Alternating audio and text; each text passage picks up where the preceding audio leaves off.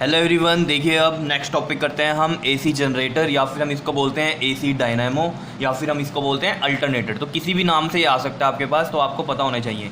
Generator का दूसरा नाम क्या है? एसी डायनामो भी बोलते हैं हम इसको, और अल्टरनेटर भी बोलते हैं। ठीक है, तो ये चीज़ है क्या?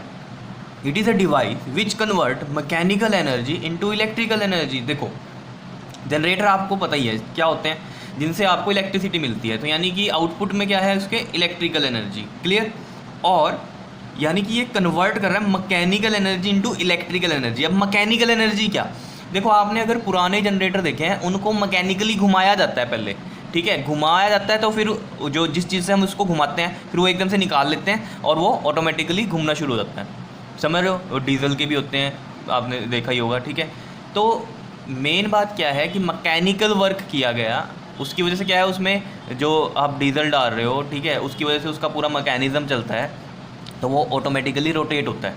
ठीक है, तो वो क्या हो रहा है? मैकेनिकल वर्क फंक्शन कर रहा है, और मैकेनिकल वर्क कर रहा है, तो जो जो मैकेनिकल एनर्जी है वो कन्वर्ट हो रही है किस में? इलेक्ट्रिकल एनर्जी में। अब आजकल तो सेल्फ स्टार्ट भी आ गए हैं, आपने देखे होंगे। ठीक है, उनमें ऐसा नहीं कोई कुछ आपको लगा के उसे घुमाना है, बटन ऑन करो और वो ऑटोमेटिकली स्टार्ट हो जाते हैं। देखे होंगे आपने, साइलेंट जनरेटर जो हैं बहुत से मिलते हैं। क्लियर? जैसे इसका मैं बेस्ट एग्जांपल दूँ, आपने कुछ ऑटो देखे होंगे पुराने, देखें ऑटो, उनमें जो इंजन होते हैं उनमें वो क्या करते हैं, एक रोप लगाते हैं। ठीक है, रोप लगा के फिर उसे खींचते हैं, फिर वो जब खींचते हैं तो वो स्टार्ट होता है इंजन उनका। देखें, लेकिन अब तो आपने देखे होंगे बटन ऑन करते हैं, जैसे गाड़ी का सेल्फ स्टार्ट होता है, वैसे ही ऑटो के भी सेल्फ स्टार्ट आने लग गए हैं। तो वो चीज़ है। ठीक है, इसी तरीके से जनरेटर भी थे हमारे। तो बेसिक बात मैं जो आपको समझाना चाह रहा था वो ये थी यहाँ पर, कि मेनली काम क्या होता है, मैकेनिकल एनर्जी चेंज होती है किस में? इलेक्ट्रिकल एनर्जी में। क्लियर है? इतनी बात समझ रहे हो? कन्वर्ट हो जाती है मैकेनिकल एनर्जी किस में? इलेक्ट्रिकल एनर्जी में। अब इसका प्रिंसिपल, किस प्रिंसिपल पे ये काम करता है?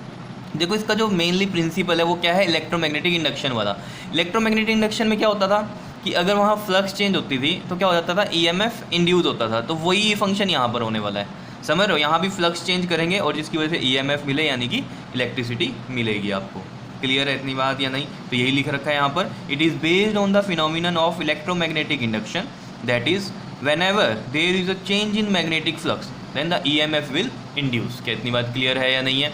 बिल्कुल सिंपल सी कहानी है। ठीक है, अब कंस्ट्रक्शन की बात कर लेते हैं। कंस्ट्रक्शन में जाने से पहले हम इसका एक डायग्राम देखते हैं। ठीक है, उससे फिर क्लियर हो जाएगी कंस्ट्रक्शन, और वर्किंग भी हमें समझ में आएगी। ठीक है, यहाँ पर नॉर्थ और साउथ पोल हम बनाएंगे, और ये कैसे? मैग्नेटिक फील्ड के लिए, रेडियल मैग्नेटिक फील्ड के लिए। तो रेडियल मैग्नेटिक फील्ड में आपको पता है किस तरीके से बनती हैं, ये यू शेप्ड मैग्नेट्स होती हैं। ठीक है, या हम क्या बोलते हैं इनको? Horse shoe type magnets. ठीक है, तो ये भी हमारे पास इस तरीके से बनेगी। क्लियर? तो ये बन गया हमारा नॉर्थ और ये साउथ। ठीक है, अब यहाँ पर क्या होती है आपके पास? आर्मेचर होता है। आर्मेचर हम बना देते हैं यहाँ पर इस तरीके से। ठीक है, ये आर्मेचर बन गया, इसका नाम रख देते हैं हम, ये ए है, ये बी, और ये आपके पास सी, और ये वाला डी। क्या इतनी बात क्लियर है या नहीं है? ठीक है, और ये अटैच होते हैं आपके पास स्लिप रिंग से। ठीक है, देखो स्लिप रिंग से कैसे अटैच होंगे। ये वाली जो रिंग्स हैं आपके पास, यहाँ पर देखो, ये जो मैंने बनाई है यहाँ पर, ये ब्रश हो गया आपके पास। ठीक है, और यहाँ पर ये हमने एक रिंग बना दी है। ठीक है, इसको थोड़ा गोलाई सी दे दो यहाँ पर। ठीक है, इन रिंग्स से अटैच हैं, और जब ये आर्मेचर घूमेगा, ठीक है ना, रोटेट करेगा, तो ये रिंग्स भी रोटेट करेंगी साथ में। समझ रहे हो मतलब क्या? ये जो आर्मेचर है, जो ये क्या है? फिक्स है इसके साथ, स्लिप रिंग्स के साथ। समझ रहे हो इतनी बात या नहीं? पे बताओ, एंड्स हैं आर्मेचर के, वो इसके साथ क्या हैं? फिक्स्ड हैं, और ये रोटेट होंगे इसी के साथ। स्लिप रिंग ऑब्वियसली ये घूमेगी तो ये रिंग भी घूमेगा। ठीक है, अभी देखना समझना कि कैसे। फिर यहाँ पर जैसे हमने कहा, ये भी इसके बीच में से यहाँ से निकल रहा होगा ये। ठीक, और ये हमने कहा ये है ब्रश B2, और यहाँ पर भी क्या है आपके पास? रिंग्स हैं। ठीक, ये स्लिप रिंग्स बोलते हैं हम इनको। तो इसको आप रिंग 1 बोल सकते हो, और इस वाले को आप रिंग 2 बोल सकते हो।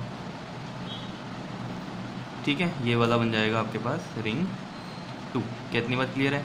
और इसमें भी ये चीज़ क्या है? इसके साथ फिक्स है, तो ये जब रोटेट करेगा तो ये रिंग भी रोटेट करेगा। कितनी बात क्लियर है या नहीं है? ठीक है, और ये जो ब्रश 1 है, यहाँ से हम एक बनाएंगे, इसमें एक लोड रेजिस्टेंस। ठीक है, जिसके अक्रॉस आप आउटपुट लोगे, और ये B2 से। क्लियर? अभी समझ में आएगा आपको कि क्या है कहानी। क्या इतनी बात क्लियर है? बताओ, इतनी चीज़ समझ में आ रही है? तो देख लो ये डायग्राम दोबारा से मैं आपको बता देता हूँ। यहाँ पर हमने क्या किया है, फील्ड मैग्नेट्स बनाई हैं, ठीक। और ये क्या है, एक आर्मेचर बनाया है, और आर्मेचर के जो एंड्स हैं वो हमने स्लिप रिंग से अटैच किए हैं, क्लियर। और ये फिक्स हैं आपके इन स्लिप रिंग के साथ, और ये रोटेट करेगा आर्मेचर, तो स्लिप रिंग भी रोटेट करेगा, समझ रहे हो। और ये जो ब्रशेज़ होते हैं इसके साथ लाइटली अटैच होते हैं इन रिंग्स के साथ, ठीक है। वो समझ में आएगा अभी कि क्यों और क्या, किस वजह से ऐसा होता है। क्या इतनी बात क्लियर है या नहीं है? ठीक है। अब इसमें जो और डायग्राम में जो आपके पास रहेगी ये चीज़ें, करंट की डायरेक्शन वगैरह, वो मैं आपको वर्किंग में बताऊंगा कि कैसे करनी है, ठीक है। तो सबसे पहले हम कंस्ट्रक्शन देख लेते हैं इसकी कि क्या है। देखो इसमें लिखा हुआ है the essential parts of the AC generator are as shown in the figure. तो सबसे पहला देखो क्या है, हमारे पास आर्मेचर है। आर्मेचर कौन सा है? ये ABCD, ये यहाँ पर देखो ये लिखा हुआ है आर्मेचर हो गया आपके पास ABCD, ये वाला।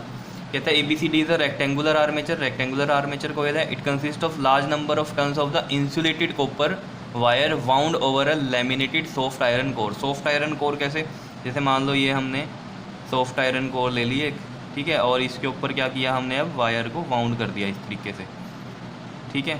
तो ऐसे ये एक रेक्टेंगुलर की तरह ये हमारे पास बन जाती है। क्या इतनी बात क्लियर है या नहीं है? ठीक है, इस तरीके से ये चलता है हमारे पास, ठीक है। तो इसी ये मैंने जो बना दिया सिर्फ एक रेक्टेंगुलर पार्ट बना दिया ऊपर से जो दिख रहा है, ठीक है।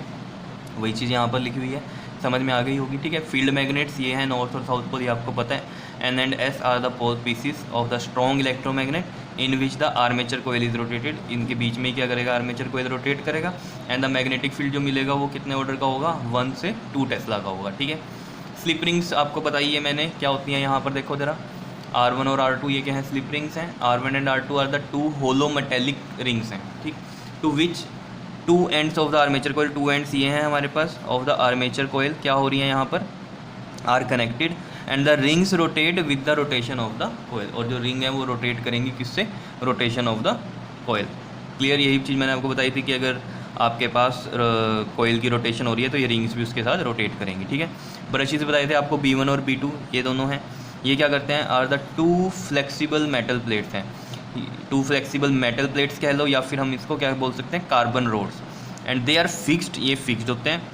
And are kept in light contact, light contact होगा इन रिंग्स के साथ, contact with the R1 and R2 respectively. B1 B2 का, B1 का R1 के साथ लाइट कॉन्टैक्ट और B2 का R2 के साथ एक लाइट कॉन्टैक्ट होगा। And the function of the brushes is to pass on the current from armature coil to the external load resistance. मतलब क्या है, फंक्शन क्या है इनका ब्रशेस का, ये पास करेंगे करंट को आर्मेचर कोयल से, कहाँ पर, एक्सटर्नल लोड रेजिस्टेंस से, ठीक है। आर्मेचर कोयल में जो भी करंट की डायरेक्शन होगी, अगर B1 से B2 आ रहा है तो B1 से B2 ऐसे जाएगा, अगर B2 से B1 जा रहा है तो वो इस तरीके से जाएगा, ठीक है। मतलब मेन काम क्या है, ये करंट देंगे इसको, लोड रेजिस्टेंस को। तो ये चीज़ समझेंगे कि डायरेक्शन ऑफ करंट कैसे आता है, ये वर्किंग में सारी कहानी आपको समझ में आएगी। क्या इतनी बात क्लियर हुई है, कंस्ट्रक्शन समझ में आ गई। अब चलते हैं इसकी वर्किंग पे। देखो वर्किंग में पहला फंडा तो क्या है, आपको पता है, जैसे ये हमारे पास ये कोयल है, ये मैंने रख दी यहाँ पर, ठीक है, ये कोयल है, क्लियर। इस चीज़ को समझना आप, ठीक। अब आपको पता है इसका जो एरिया वेक्टर होता है वो क्या होता है, इसके परपेंडिकुलर, तो ये एरिया वेक्टर हुआ। तो अब ऑब्वियस सी बात है, ये जब कोयल रोटेट करेगी तो एरिया वेक्टर भी रोटेट करेगा। और जो थीटा होता है, अगर आपको पता है, थीटा किसके बीच में होता है, एरिया वेक्टर और मैग्नेटिक फील्ड। तो मैग्नेटिक फील्ड तो ऐसे जा रहा है, और एरिया वेक्टर जब घूमेगा इस तरीके से घूमेगा, जब कोयल घूमेगी, तो समझ रहे हो। तो ऑब्वियस ही बात है उसका जो थीटा है वो चेंज होगा, क्योंकि थीटा एरिया वेक्टर और मैग्नेटिक फील्ड के बीच में। एरिया वेक्टर अब रोटेट कर रहा है तो ऑब्वियस ही बात है वो मैग्नेटिक फील्ड के साथ क्या बनाएगा, एंगल अलग अलग बनाएगा, समझ रहे हो। तो इसकी वजह से क्या हो रहा है, और वैसे भी आप समझो ये, जब कोयल ऐसे रोटेट करेगी तो इन मैग्नेटिक फील्ड लाइन्स को क्या करेगी, जब इसमें से पास करेगी वो, तो इस टाइम पे क्या होगा, मैक्सिमम अगर ऐसे है, फिर ऐसे करते करते करते करते कम, और इसमें क्या है, बिल्कुल ही कम, फिर ऐसे घूमेगी। तो मतलब क्या, इसमें मैग्नेटिक फील्ड लाइंस कम या ज़्यादा होती जा रही हैं। तो इसका मतलब फ्लक्स चेंज हो रही है, और फ्लक्स चेंज हो रही है तो क्या होगा, इंड्यूस, EMF इंड्यूस होगा। EMF इंड्यूस तो इसमें करंट मिलेगा हमें, समझ रहे हो। तो यही चीज़ इसके पहले पैराग्राफ में लिखी हुई है वर्किंग के, ये चीज़ समझो। देखो क्या लिखा हुआ है, as the armature coil is rotated in the magnetic field. Armature coil जो है वो रोटेट करेगा in the magnetic field. Angle theta between the magnetic field and the area vector of the coil changes, change करेगा theta, ठीक है। And due to which the magnetic flux linked with the coil changes, obviously वाला जो मैंने आपको बताया, magnetic field lines कम ज़्यादा रहेंगी उसकी वजह से। And hence the EMF is induced. क्या इतनी बात क्लियर है, ठीक है। अब देखो जरा, जो इसका मैक्सिमम आएगा कि जिसमें maximum magnetic field lines pass करेंगी, वो क्या होगा, कि अगर ये जो प्लेन ऑफ द कोयल है, ये प्लेन ऑफ द कोयल क्या होता है हमारे पास, ये वाली चीज़ होती है, ठीक है, ये परपेंडिकुलर हो किससे, पेपर से। तो देखो पेपर ये है, मान लो समझाने की बात होती है कि ये पेपर है और ये मैग्नेटिक, ये अपना जो आर्मेचर है इस तरीके से पड़ा है, तो ये परपेंडिकुलर का केस है इस तरीके से, ठीक है, और मैग्नेटिक फील्ड लाइंस इधर से निकलेंगी ऐसे, तो ये मैक्सिमम का केस है ना, इस टाइम पे मैग्नेटिक फील्ड क्या होगा, मैक्सिमम पास करेगा इसमें से। समझ रहे होंगे ये सब चीज़ें, थोड़ी थोड़ी ये बातें हमने पहले की भी हुई हैं, ठीक है। तो देखो वही चीज़ यहाँ लिखी हुई है, to start with let a plane of a coil is perpendicular to the plane of the paper, perpendicular है, इन विच क्या होगा, मैग्नेटिक फील्ड इज अप्लाइड होगा, मतलब north to south, and the amount of the magnetic flux linked with the coil is maximum at this position. क्या होगा इसमें, जो flux link करेगी वो मैक्सिमम, क्योंकि सबसे ज़्यादा मैग्नेटिक फील्ड लाइंस निकलेंगी इस केस में। समझ रहे हो आप बात को या नहीं, बताओ ज़रा, समझ रहे हो ना। अब देखो जरा मैक्सिमम की, अगर ये प्लेन ऑफ द कोयल इसके परपेंडिकुलर है, या आप इसको ऐसे समझ सकते हो, अगर ये परपेंडिकुलर है तो एरिया वेक्टर इस डायरेक्शन में है, समझ रहे हो, और मैग्नेटिक फील्ड लाइंस भी इस डायरेक्शन में है, तो मैग्नेटिक फील्ड लाइंस और एरिया वेक्टर के बीच में एंगल कितना है, 0 डिग्री का, और यहाँ परपेंडिकुलर ये किसको बोल रहा है, इस प्लेन ऑफ द, जो आपके पास ये कोयल है इसको किससे, पेपर के साथ परपेंडिकुलर कह रहा है। लेकिन मैं अगर एरिया वेक्टर की बात करूँ तो एरिया वेक्टर ऐसे होगा इस केस में, तो थीटा कितना होगा इसमें, 0 होगा। समझ रहे होंगे बात को, क्योंकि मैग्नेटिक फील्ड लाइंस भी इसी डायरेक्शन में जा रही है, नॉर्थ टू साउथ, और एरिया वेक्टर भी इसी डायरेक्शन में बनता है, तो थीटा 0। क्या इतनी बात क्लियर है या नहीं है। और फ्लक्स का आपको फॉर्मूला पता भी है, BA cos थीटा, और cos 0 क्या होता है, 1 होता है। समझ रहे हो ना बात को, ठीक है। तो मैक्सिमम वाला केस हो गया, तो ये चीज़ यहाँ पर यही चीज़ ये समझाता है, ठीक है। अब दूसरी बात कर लेते हैं हम इसमें। अब मान लो, अब हम इसमें लेट करके चलते हैं कि ये जो कोयल है एंटी क्लॉकवाइज घूम रही है। अब समझना है इस केस को, ठीक है। देखो एंटी क्लॉकवाइज घूम रही है, मतलब मान लो ये कोयल ऐसे रखी है, ठीक। एंटी क्लॉकवाइज कैसे घूमेगी ये बताओ ज़रा, इस तरीके से। मतलब क्या है, ये जो है इसमें फोर्स ऐसे लगेगी, अंदर वाली साइड फोर्स लगेगी, और इधर से फोर्स लगेगी ऊपर वाली साइड, समझ रहे हो, तब ये घूमेगा एंटी क्लॉकवाइज। तो हम यही चीज़ यहाँ पर करते हैं, यहाँ पर फोर्स लग रही है अंदर वाली साइड मान लो, और यहाँ से फोर्स लग रही है बाहर वाली साइड, तभी ये एंटी क्लॉकवाइज घूमेगा, ठीक है। तो एंटी क्लॉकवाइज अगर ये घूम रहा है, अब देखो फ्लेमिंग का राइट हैंड रूल वो क्या कहता है, देखो ज़रा इसमें, अगर ये राइट हैंड हमने लिया, ठीक है। अब देखो जरा इसमें अगर मेरे को करंट की डायरेक्शन देखनी है, देखो इतनी तो बात क्लियर हो गई, अगर ये एंटी क्लॉकवाइज घूम रहा है तो ऑब्वियस सी बात है फ्लक्स चेंज होगी ही होगी, समझ रहे हो। इस तरीके से घूम रहा है तो फ्लक्स चेंज होगी तो क्या होगा, EMF इंड्यूस होगा ही होगा। अब करंट की बात करते हैं हम, करंट किस डायरेक्शन में फ्लो करेगा। देखो जरा फ्लेमिंग के राइट हैंड रूल के अकॉर्डिंग ये चीज़ आपको पता है, इसमें क्या होता है, देखो father mother child, force, magnetic field और करंट, ठीक है। तो हमें चाहिए क्या, करंट की डायरेक्शन हम देखेंगे, हमारे पास फोर्स है और मैग्नेटिक फील्ड है। मैग्नेटिक फील्ड की डायरेक्शन इधर है, ये इधर होगी मैग्नेटिक फील्ड की डायरेक्शन, ये वाली, क्लियर है। मैग्नेटिक फील्ड की डायरेक्शन क्या हो गई, इस साइड, बताओ इतनी बात क्लियर है। और जो फोर्स है वो कहाँ लगी हुई है बताओ, अंदर की तरफ, ठीक है ना। तो अंदर की तरफ है तो मैं ऐसे कर लूँ इस तरीके से, ये अगर मेरा हाथ दिख रहा है आपको, ये मेरा देखो थंब अंदर की तरफ जा रहा है, तो मतलब यहाँ फोर्स क्या लग रही है F1 पे, इस तरीके से अंदर की तरफ लग रही है। और ये वाली से आप देखना, ये क्या है, मैग्नेटिक फील्ड, इधर मैग्नेटिक फील्ड है। और ये वाली फिंगर अगर आपको दिख रही है, ये वाली फिंगर ये नीचे जा रही है, तो इसका मतलब जो करंट होगा इसमें डाउनवर्ड होगा, समझ रहे हो। तो A to B है आपके पास करंट, कितनी बात क्लियर है या नहीं है, ठीक है। यहाँ मैं F1 में लिख भी देता हूँ कि ये इनवर्ड फोर्स है, और इधर ये कौन सी फोर्स है आपके पास, आउटवर्ड फोर्स है, ठीक है। और ये करंट जा रहा है A से B, क्या इतनी बात क्लियर हुई है नहीं हुई बताओ, कोई दिक्कत नहीं है। अब देखो ज़रा होगा क्या, अब ये हम ये वाले केस में इस तरीके से समझ रहे हैं ना, ये कोयल ऐसे पड़ी हुई है, ठीक है। फोर्स लग रही है इस साइड, अंदर की साइड, मैग्नेटिक फील्ड इधर जा रहा है, और करंट आ रहा है इसमें इस साइड, समझ रहे हो।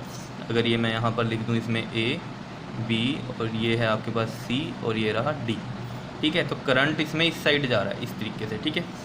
अब देखो ऑब्वियस सी बात है, जब ये इसमें जाएगा तो यहाँ पर ये जो स्लिप रिंग्स हैं, यहाँ से करंट इसमें गया रिंग्स में, और ये रिंग्स अटैच है इस B1 से, तो ये रिंग से क्या हो गया, करंट B1 में पास हुआ, B1 से कहाँ जाएगा देखो इस तरीके से, और फिर ऐसे B2, समझ रहे हो। एक्चुअली में क्या है, आप इस चीज़ को समझ सकते हो कि यहाँ से करंट कैसा जा रहा होगा, यहाँ से करंट ऐसे जाएगा ऊपर की तरफ, ये मैं भी बताता हूँ कि किस तरीके से, नहीं तो आप समझ जाना एक साइड का पता चल गया तो ये B2 से होता हुआ इस तरीके से मूव करेगा। नहीं तो आप यहाँ पर भी राइट हैंड रूल लगा सकते थे, देखो कैसे, इसमें क्या हो रहा है, आउटवर्ड आ रही है फोर्स, क्या है आउटवर्ड, तो आउटवर्ड के लिए देखो मैंने थंब ऊपर कर दिया, और मैग्नेटिक फील्ड ये रहा, ये इस साइड, समझ रहे हो बात को या नहीं। ये क्या हो गया आपके पास, फोर्स, ये मैग्नेटिक फील्ड, और ये क्या है करंट की डायरेक्शन, तो करंट यहाँ देख लो ऊपर ही जा रहा है। ऐसे आप इस चीज़ को समझ सकते हो, ठीक है। तो फ्लेमिंग का राइट हैंड रूल लग रहा है यहाँ पर, कितनी बात क्लियर है या नहीं है, ठीक है। तो इस केस में करंट क्या हो रहा है आपके पास, आपको समझ में आ गया होगा। B1 से B2 जा रहा है, यानी कि हम बोलेंगे X2Y जा रहा है करंट।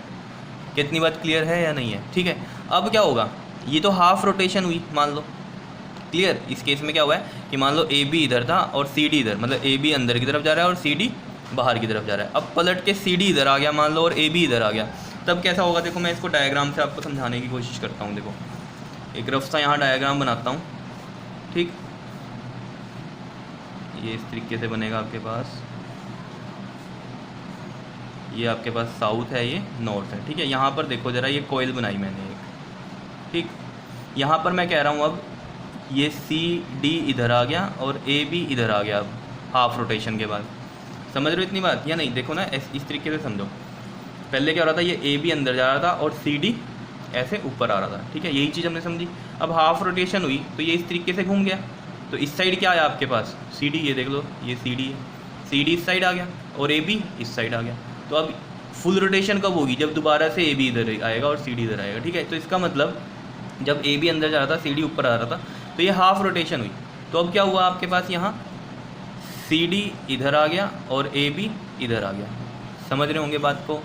तो अब ये केस हम समझते हैं। इस केस में अब क्या हो रहा है, CD कहाँ जाएगा? अब अंदर की तरफ जाएगा, समझ रहे हो? तो यानी कि अब CD पे फोर्स लगेगी इधर, ठीक है, और AB पे फोर्स अब बाहर की तरफ लगेगी। समझ रहे हो? उल्टा हो रहा है। क्या इतनी बात क्लियर हो रही है या नहीं हो रही है? ठीक है। और यहाँ पर देखना भी, स्लिप रिंग्स के बारे में समझना बात, कहानी तो सारी, ठीक है। अब देखो AB वाला जो है ये किसके साथ अटैच था? B1 के साथ, तो ये B1 के साथ ही अटैच करना पड़ेगा मुझे। देखो ज़रा ध्यान से, सारी कहानी यहाँ से क्लियर होगी अब आपके पास। ये रिंग्स थी हमारे पास, ठीक है, तो ये AB वाला इसी के साथ अटैच होना चाहिए। समझ रहे हो? इसी से सारी कहानी क्लियर हो जाएगी, ठीक। और इधर क्या था आपके पास? B2 था, इसमें भी आपके पास यहाँ रिंग्स हैं, ठीक है, जिसको हम स्लिप रिंग बोल रहे हैं। और ये CD वाला इससे अटैच था, तो ये इसमें से यहाँ निकल गया। समझ रहे हो? क्योंकि रिंग नहीं चेंज हो सकती इनकी, क्योंकि ये आर्मेचर के साथ रिंग भी तो रोटेट हो रही है ना। समझ रहे हो? तो ऐसा नहीं है कि अब CD B1 से अटैच हो जाएगा या AB B2 से हो जाएगा, नहीं। AB पहले भी B1 से तो B1 से ही रहेगा अटैच, और CD B2 से तो B2 से ही रहना है अटैच, ठीक है। और ये हमारे पास लोड रेजिस्टेंस होता है, और ये चीज़ हो गई, ठीक है, X2Y। अब देखना जरा, इसमें लगाओ जरा, इसमें राइट हैंड रूल। जब राइट हैंड रूल लगाओगे तो क्या है, देखो फोर्स कहाँ जा रही है? अंदर की तरफ। और ये कहाँ जा रहा है? जो आपका मैग्नेटिक फील्ड है इस साइड। और ये फिंगर देख लो मेरी कहाँ आ रही है? नीचे। तो यानी कि करंट कैसे जाएगा? इस तरीके से। ये कहाँ पर गया? देखो ये B2 में गया, इस तरीके से B2 से निकलेगा। और अगर B2 से निकल रहा है तो करंट ऐसे जाने वाला है अभी इसमें, ठीक है, तो इसमें से ऐसे जाएगा। और यहाँ अगर आप लगाना चाहते हो, इसमें भी देखना चाहते हो कि करंट ऊपर ही जा रहा है, तो आप देख सकते हो फोर्स कहाँ है इसमें? ऊपर की तरफ, तो ये थंब ऊपर की तरफ। और मैग्नेटिक फील्ड कहाँ है? इस साइड है, तो ये मैग्नेटिक फील्ड इस साइड कर दिया, नॉर्थ टू साउथ। और ये करंट कहाँ जा रहा है? देखो ऊपर। समझ रहे हो बात को? तो यहाँ पर हो क्या रहा है अब देखो ज़रा, करंट जा रहा है B2 से B1। समझ रहे हो इतनी बात या नहीं? क्लियर हो रही हैं चीज़ें? तो यहाँ गया मतलब ये Y2X, और इस केस में कहाँ गया था? ये X2Y।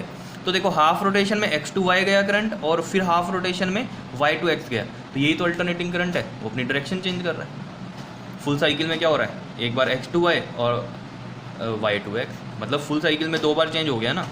समझ रहे हो? जैसे हमारा पॉजिटिव नेगेटिव होता है, वो चीज़ वही चीज़ हो रही है, X2Y और Y2X। क्लियर इतनी बात? तो ये अल्टरनेटिंग है हमारे पास, इसलिए तो इसने EMF इंड्यूस किया, जिससे करंट आया। करंट आया मतलब वही है, EMF इंड्यूस हुआ या करंट आया। करंट आएगा तो तभी जब EMF होगा। समझ रहे हो? तो हमें एक ऐसा मिल गया यहाँ पर, अल्टरनेटिंग EMF मिल जाता है। क्लियर हो रही है कहानी? समझ में आई है? ठीक है। अब मैं ये आपको समझा देता हूँ इधर कि वर्किंग में क्या चीज़ लिखी हुई है, ठीक है। तो वर्किंग में देखते हैं ज़रा इसको। देखो यहाँ पर देखो, एक तो ये चीज़, ये जो डायग्राम है ये वाला तो रफली मैंने बनाया था, बनाना आपको वही है जो मैंने आपको पहले दिखाया था, ठीक है। अब देखो वही बात यहाँ पर लिखी हुई है जो मैंने आपको बताई। कहता है let the coil is rotated anti clockwise. मतलब क्या? AB मूव्स इनवर्ड हो रहा है, जो पिछला केस था, एक बार दिखा देता हूँ आपको। इस वाले केस में AB मूव्स इनवर्ड और CD मूव्स आउटवर्ड। ये वाले केस की बात कर रहे हैं। इसमें करंट मैंने आपको बताया था कैसे गया था, X2Y, क्योंकि AB में ऐसे जा रहा था, तो ये B1 से निकलेगा, X से Y होता हुआ इस तरीके से निकलेगा। क्लियर है इतनी बात? चलो दोबारा चलते हैं वहीं पर ही। तो ये चीज़ पता चल गई आपको, AB मूव्स इनवर्ड और CD मूव्स आउटवर्ड। तो जो अमाउंट है मैग्नेटिक फ्लक्स का लिंक विद द कॉइल क्या होगा? चेंज होगा, ऑब्वियसली बात है, रोटेट और एंटी क्लॉकवाइज। तो according to Fleming right hand rule क्या होगा? जो करंट है वो इंड्यूस्ड होगा AB में कहाँ से? A to B, यही चीज़ मैंने आपको बताई थी। और CD में कहाँ से? C से D। क्लियर है इतनी बात? तो जो करंट होगा एक्सटर्नल सर्किट का वो कितना होगा? X2Y फ्लो करेगा, ठीक है। तो देख लेते हैं एक बार उसी डायग्राम में इसको। देखो इसमें A to B जा रहा है और यहाँ C से D जा रहा है। तो अगर ऐसे जा रहा है तो ऑब्वियस सी बात है, ये ए से बी में गया तो ये एक्स टू वाई जाएगा करंट, समझ रहे हो इतनी बात, एक्स टू वाई गया ये आपके पास। क्लियर है, समझ में आई है कहानी? ठीक है। अब इसमें हम दूसरा केस भी कर सकते हैं कि जब हाफ रोटेशन हो गई तो सी डी इधर आ गया और ए बी इधर चला गया, ठीक है, तो वो भी हम देख लेते हैं वहाँ पर। तो ये देखो यहाँ पर यही चीज़ लिख रखी है कि after half rotation A B and C D will interchange their position and therefore the induced current in them also interchange. ये जो मैंने आपको कहानी सारी बताई थी, ये इंटरचेंज हो गई सी डी और ए बी, ठीक है। तो ऑब्वियस बात है करंट भी इंटरचेंज होगा, क्लियर। तो current in them also interchange their position, thus in the case of the current, in this case the current in the external circuit flow from Y to X. ये देख लो यहाँ से जा रहा था, ये वाई टू एक्स ही जाएगा। कितनी बात क्लियर है या नहीं है? ठीक है। And in this way alternating current and alternating EMF is produced. कितनी बात क्लियर है या नहीं है? बिल्कुल सिंपल सी कहानी है, ठीक है। तो इसको आपने अच्छे से करना है, क्लियर। तो इसमें ये डायग्राम बनाने की ज़रूरत नहीं है, जो हमने पहले डायग्राम बनाया था वही एक डायग्राम बहुत है, समझ रहे बात।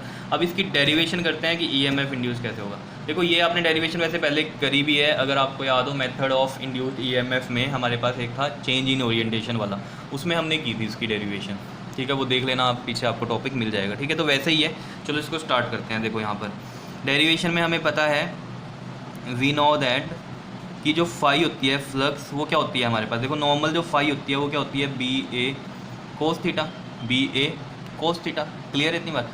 डॉट होता है ना, क्योंकि बी डॉट ए, तो बी डॉट हटा के कोस थीटा लगता है। और यहाँ एन नंबर ऑफ टर्न्स हैं, जो हमने आर्मेचर कॉइल बनाई थी उसमें वाउंड की थी wire N number of turns से, तो यहाँ पर हम लिख देंगे N B A cos theta. क्या इतनी बात क्लियर है? आपको पता है इसमें जो थीटा होता है वो किसके बराबर होता है, ओमेगा टी के। ये क्या होती है, angular displacement, angular frequency, angular velocity बोल दो इनटू में टाइम। और आपको वैसे भी पता है जो डिस्प्लेसमेंट होती है वो किसके इक्वल होती है, स्पीड या वेलोसिटी इनटू में टाइम होता है। तो यहाँ एंगुलर डिस्प्लेसमेंट है वो किसके इक्वल हो गई, एंगुलर वेलोसिटी इनटू में टाइम के। कितनी बात क्लियर है या नहीं है? ठीक है। तो यहाँ से क्या होगा, जो फाई हो जाएगा वो कितना आ जाएगा हमारे पास, एन बी ए कोस, और थीटा की जगह हम लिख देंगे ओमेगा टी। ये ओमेगा क्या है हमारे पास, देखो एंगुलर वेलोसिटी है, मैं आपको दिखाता हूँ डायग्राम में। ये देखो इसमें जैसे ये मान लो ये हमने इसका एक एक्सिस मान लिया ये इस तरीके से, ठीक है। तो इसमें जो रोटेशन हो रही है ऐसे एंटी क्लॉकवाइज हो रही है, तो ये ओमेगा से हमने इसको लिख दिया, एंगुलर वेलोसिटी ओमेगा। क्या इतनी बात क्लियर है? चलो चलते हैं अपनी डेरिवेशन पे दोबारा। अब देखो ज़रा, आपको पता है जो ईएमएफ इंड्यूस होता है फैराडे सेकंड लॉ के अकॉर्डिंग, वो क्या कहता है, ई इजकल टू में D phi by D T, और माइनस लगता था लेंज़ लॉ से, क्योंकि जो ईएमएफ इंड्यूस होता है वो क्या होता है, अपने कॉज ऑफ प्रोडक्शन को अपोज करता है, क्लियर। तो यहाँ पर देखो ज़रा, अगर हम ई की बात कर रहे हैं, minus D by D T, ठीक है। और एन क्यों नहीं लगाया यहाँ पर, क्योंकि एन हम फ्लक्स में ले चुके हैं इस वजह से, ठीक है। तो फाई की वैल्यू हम लिख देते हैं यहाँ पर N B A cos omega T. क्या इतनी बात क्लियर है या नहीं है? ठीक है। तो यहाँ से आपको पता है एन बी ए बाहर आएगा और डी बाई डी टी, यानी कि जो डिफ्रेंशिएशन है वो किसकी होगी, सिर्फ आपके पास कोस ओमेगा टी की होगी। कितनी बात क्लियर है? और कोस की डिफ्रेंशिएशन बता दो जरा, किस में होती है, माइनस में होती है। तो ये माइनस का एन बी ए और कोस की डिफ्रेंशिएशन हो गई आपके पास माइनस का साइन ओमेगा टी, और मल्टीप्लाई में आएगा यहाँ पर ओमेगा, यही होता है। तो ये देखो माइनस माइनस प्लस हो गया, एन बी ए ओमेगा आगे ले लिया ये मैंने, और ये साइन ओमेगा टी, ये आ गई ई की वैल्यू। अब देखो ये जो ई है मैक्सिमम कब हो सकता है, जब ये साइन ओमेगा टी की वैल्यू क्या रहे, 1 रहे। समझ रहे हो इतनी बात? यहाँ पर देखो मैं इस चीज़ को यहाँ पर करता हूँ, E equal to E naught हो जाएगा, मैक्सिमम हो जाएगा कब, when sine omega T equal to 1 हो जाए। कैसे देखो ज़रा, E equal to N B A omega sine omega T है, तो ये आ जाएगा कितना, एन बी ए ओमेगा, और साइन ओमेगा टी क्या हो गया आपके पास यहाँ पर 1 हो गया, ठीक है, साइन ओमेगा टी 1। तो ई कितना हो जाएगा मैक्सिमम, तो ई नोट लिख सकता हूँ मैं इसको, और ये एन बी ए ओमेगा। क्या इतनी बात क्लियर है या नहीं है? ठीक है। अब इस चीज़ को, ये चीज़ यहाँ पर करनी है आपको, ठीक है। इसके बाद इधर चले गए हैं हम यहाँ पर, ठीक है, इस तरीके से कर लो इसको, यहाँ के बाद यहाँ आए हम, ठीक है। तो ई इक्वल टू में ई नोट बनेगा कब, जब साइन ओमेगा टी 1 होगा। समझ रहे हो? यहाँ लिख देता हूँ मैं, मैक्सिमम की बात है ये, समझ रहे हो बात या नहीं? ठीक है, क्लियर। तो यहाँ पर वैल्यू अब हम पुट करेंगे अगर, तो ई इक्वल टू में देखो एन बी ए ओमेगा की जगह क्या रख दूँ मैं, ई नोट, और ये साथ में साइन ओमेगा टी। तो देख लो जो ई एम एफ की इक्वेशन है वो यही होती है, ई इक्वल टू में ई नोट साइन ओमेगा टी, और वो यहाँ से हमने इसको ड्राइव कर दिया। ठीक है। और ये हमने सेम की हुई है डेरिवेशन, मैंने आपको बता दिया था कि किस टॉपिक में, ठीक है। तो यहाँ लिख सकते हैं हम, this is the equation of alternating EMF.